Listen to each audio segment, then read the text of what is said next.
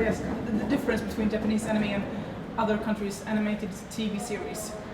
I think for me, the main difference between anime and other nations' TV series is twofold. First of all, anime is much wider in its scope. I mean, for example, although the majority of series are still made for children, there's a much wider range of ages in series made for children, whereas animation for TV in other countries tends to cut off around age 11 or 12 years. In Japan, they make animation for high school kids all the way up to 18, and for young college kids. But they also make animation for adults, and not simply pornographic animation. When you hear the word adult television, it generally implies there's a sexual content. But they make a lot of humor in animation for adults. A lot of late night gag shows and comedy shows are made in animation. And they do a great many other forms of animation for the female market, specifically aimed at women and girls. They do animation for small-scale educational projects. You will see public information films made in animation.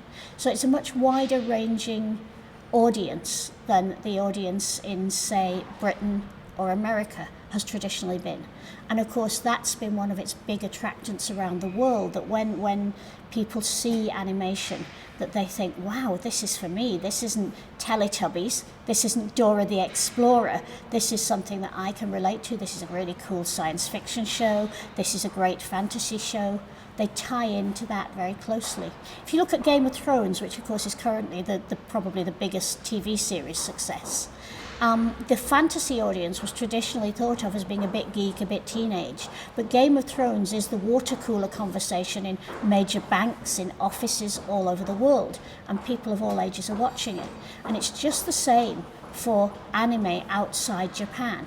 If people happen to catch a show like Lupin III, that they think, wow, this is cool, it's funny, it's witty, it's clever, it's got everything I want, they then engage with other anime.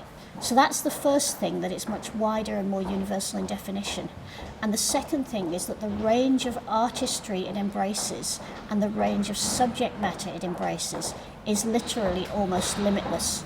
Japanese animators make for mass consumption. I better stop there, I think. Sorry about that. Sorry. It's 10 seconds. Yeah.